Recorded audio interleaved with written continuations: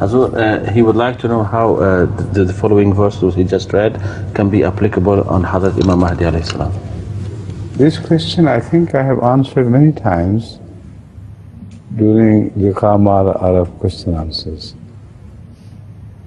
And I have answered this question in much detail. But because you have raised the question again, I can only briefly answer this question to point out the central features of this verse. Hazrat Rasulullah sallallahu alaihi wasallam has been mentioned in the Quran with reference to Hazrat Moses as well. And the Holy Quran says, we raised this Prophet Muhammad like we raised Moses. And we raised him from among his brothers. That is from the other line, not of Isaac's children, but of Ishmael's children. So the word Muhammad is mentioned in that prophecy. That as Moses prophesied for a Muhammad to come, so this Muhammad has come.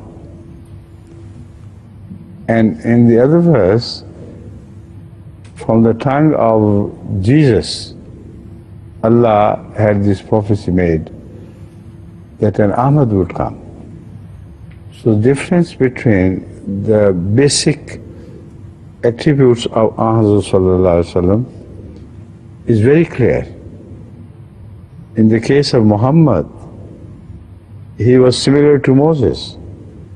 He brought a new law, a complete law, and had to defend himself with sword when attacked by the enemies. But Jesus was so different. He didn't bring any new law. And he never raised sword even in his defense when attacked. Nor did his followers do that. So the difference is such as shattani bainahuma. Very clear and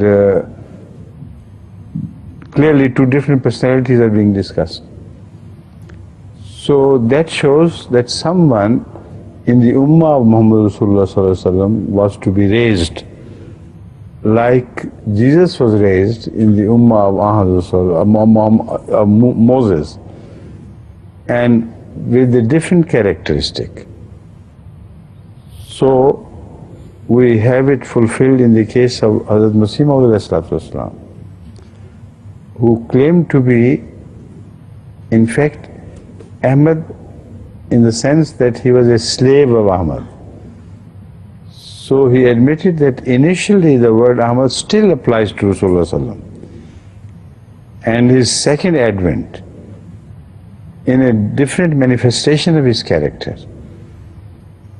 So I have come to fulfill this prophecy because I am غلام Ahmad. So in one of his verses he says, Ibn Maryam ke zikr ko chodo, usse badhkar Ghulam Ahmad hai. If he initially called himself Ahmad, how could he refer to himself as Ghulam Ahmad? It's a very interesting prophecy of the Quran which has got fulfilled in the case of Muslim. But all the time he understood that he is being referred to as Ahmad because he is Ghulam Ahmad, not directly. Understand? I hope when this is translated you will understand.